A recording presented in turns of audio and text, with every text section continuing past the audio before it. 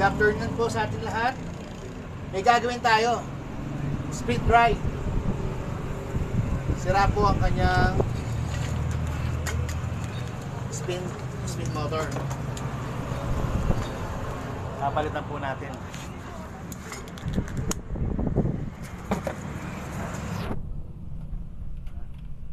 Papalitan natin ito. Laksan mo. Papalitan po natin ang kanyang spin motor. Ngayon nakakita po ako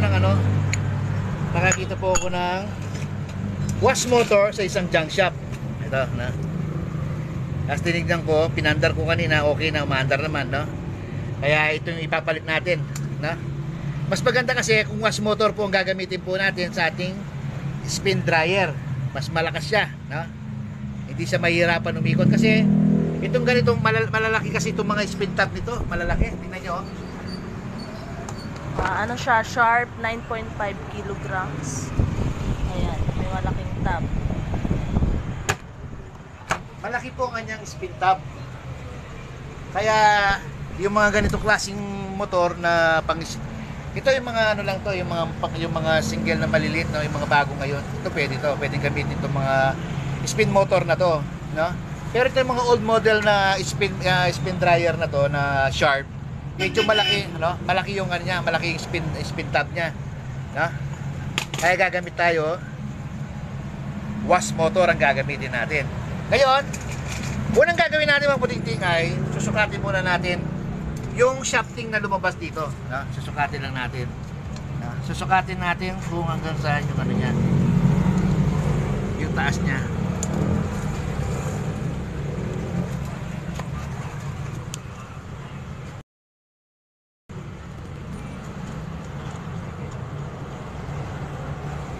Okay. Ngayon, kanina kinalat ko na yung mga rematchin nito, no? Para hindi tayo matagalan.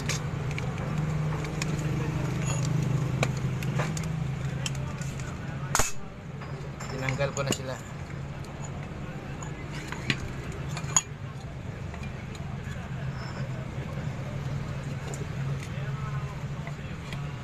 Kaya natin binaklas ng mga kabuting-ting kasi gagamitin natin tong housing niya.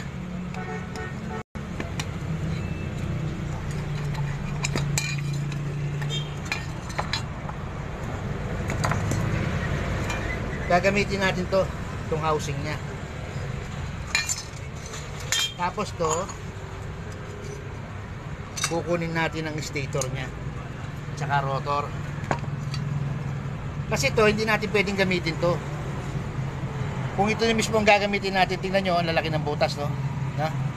At saka mabilis siyang maputol kasi konti lang ang nakadikit. Kasi pag gumagano niya, no, mapuputol agad yan pag itong gagamitin ninyo. Pag magpapalit po kayo ng wash motor, pag ganito yung housing, palitan nyo kasi hindi siya maganda.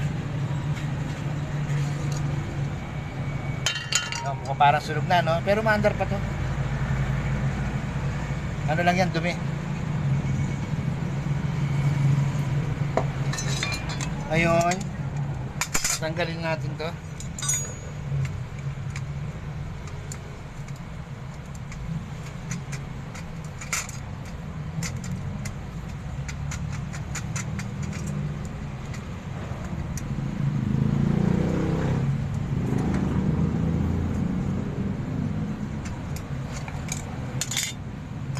Itong gagamitin natin yan. Ito parang may tama yung nito, no? Parang may tama ang kanyang bushing. May tama nga, ha? Itong dati niya. Kailangan natin mapalitan. Palitan muna natin itong bushing niya. Kasi para tumagal na yung buhay niya, no? Papalitan lang natin.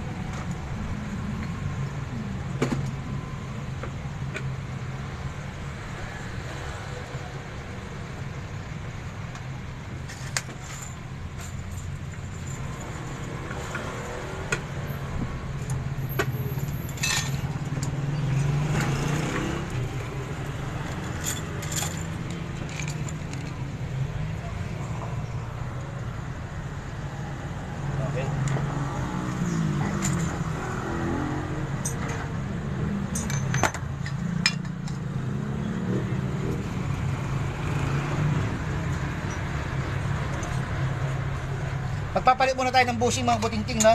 Para ano?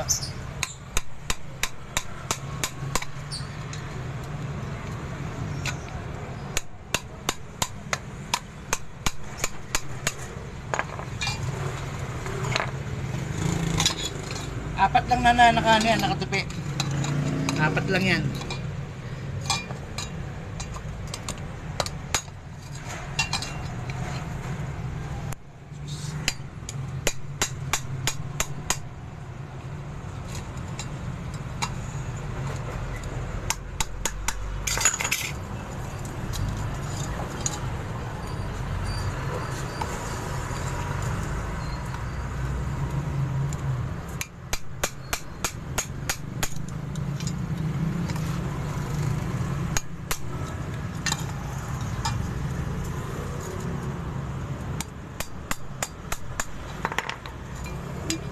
Tatlo, kinalag natin yung tatlo.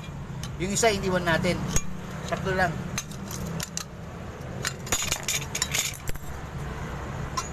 Tapos kukunin natin yung sa ilalim niya. Tapos, ano? Huwag niyong kalilimutan yan. Balik niyo yan. Tapos, ito ilalagay natin dito. Ay, malaki yata. Slow connection.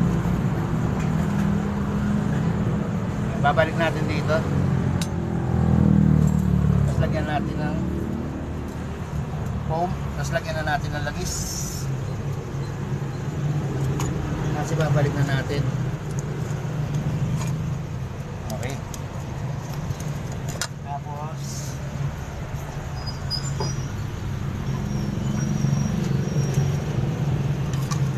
walang tayong ganito, ano?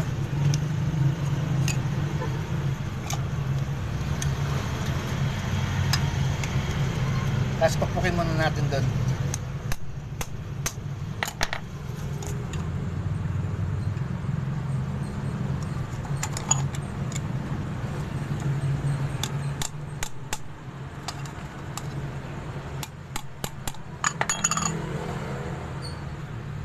Okay. Tapos tupin na natin. Lock na natin.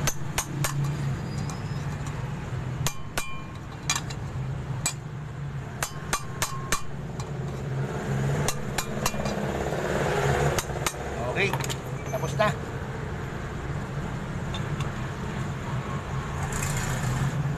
Okay. Ngayon, lalagay na natin to. Lalagay na natin ang kanyang stator.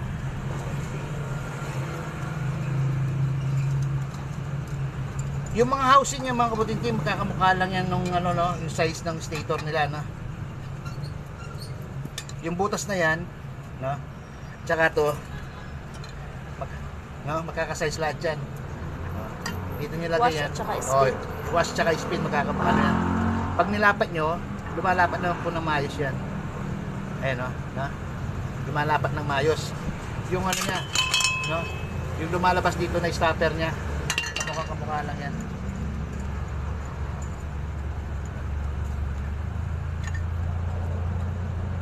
Okay, lalagay na natin dito to. Ayusin lang natin ng maayos. Okay,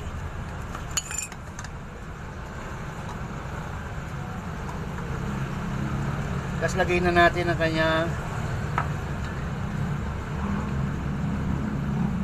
saan ko nilagay yung rotor niya? Yeah. Babalik natin to rotor. Rotor ng Ang wash. rotor ng wash mismo ang ibabalik natin.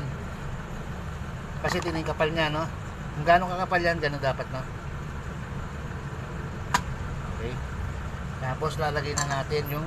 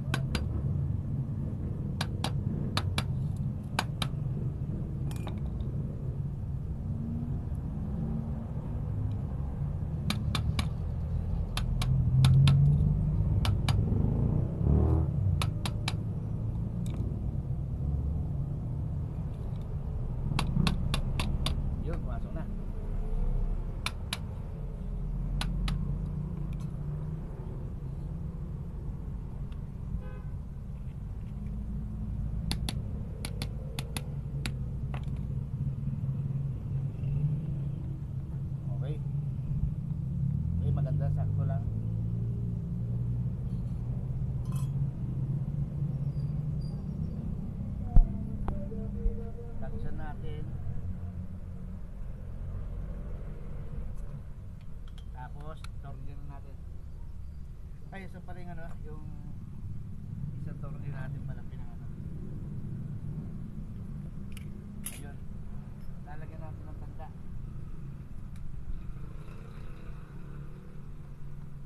Haba ng shafting ng spring. Oo. Yung ang shafting nito, yung size nito, parehas sila, no? Ayun yung shafting niya. Merong mataba, no? Merong mataba. Kaya natin yung mataba dito.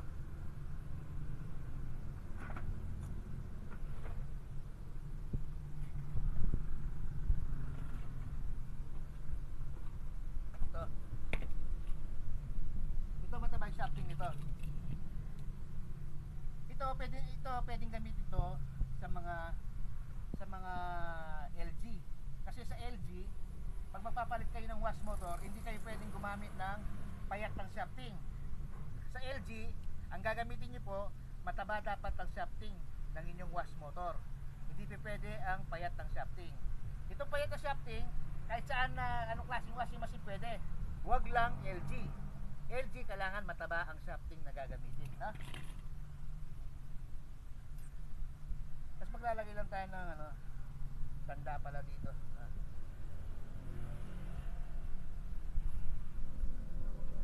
Oo. Maglalagay na yung tanda. Okay. Hanggang dyan.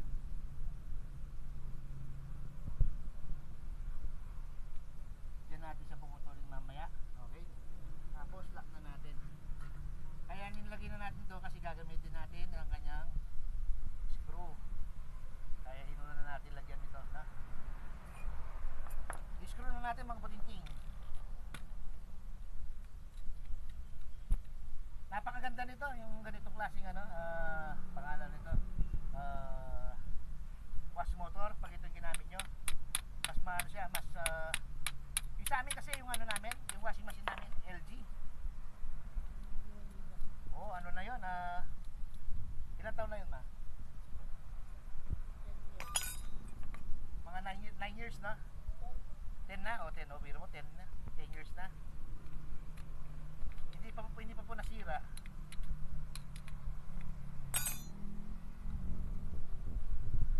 Years na pero hindi pa sisira. Ang nasisira lang sa ano, do sa LG namin na washing machine spinner, kapastor lang po. Pumuputok lang ang kapastor niya sa katagalan, no? Nasisira. Tapos papalitan lang ng kapastor. Puro kapastor lang po napapalitan, no?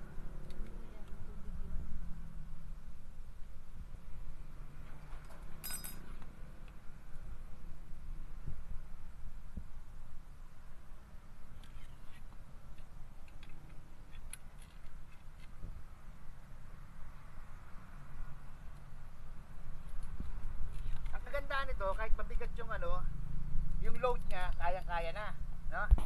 Hindi na kayo magano na mag-aalilangan na mag-overload siya. Kayang-kaya. Kasi ang dryer, ang spin motor, ang ginagawa ng spin motor, ang dryer, tinatanggal niya yung tubig, no? Ang wash motor, ang pinapaikot nito tubig at saka damit. O biro nyo kung gaano siya kalakas, no? Pinapaikot niya ang tubig at saka damit. Kayang-kaya niyang paikutin kahit mabigat na sila. Kaya kung gagamitin mo ito sa dryer, mas maganda siya kasi mas mabilis siya.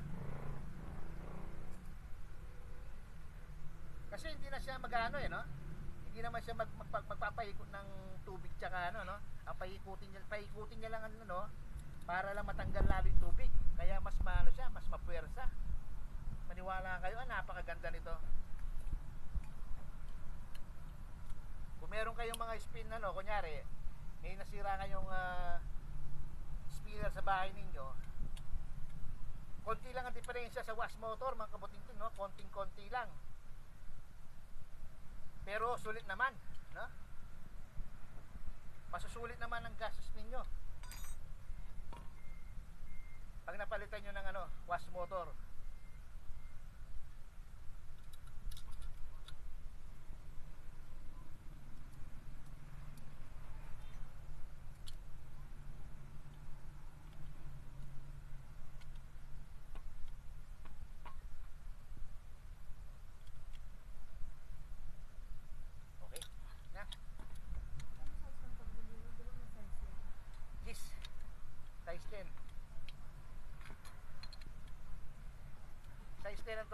ginamit ko dito.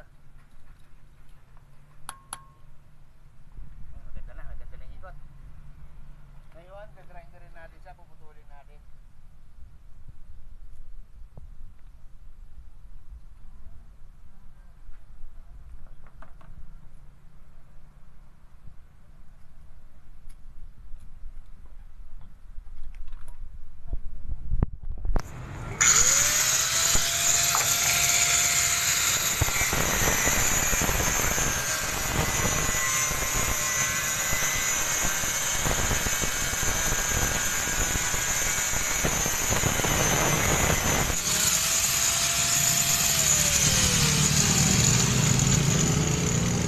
Ngayon, dahil naputol na natin siya, maglalagay tayo ng flat. Ganito, ano? Dito. Lagyan natin ng flat.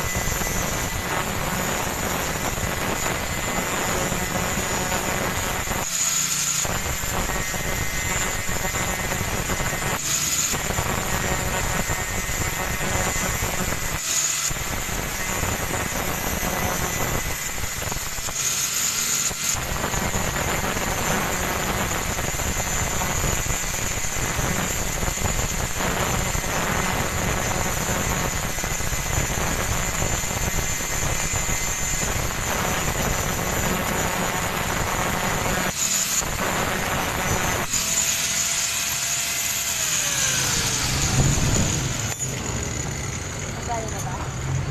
Anong ginawa mo sa? Okay.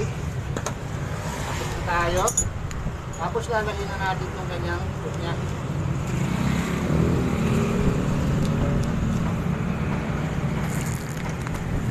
Lalagyan na natin ang kunya niya.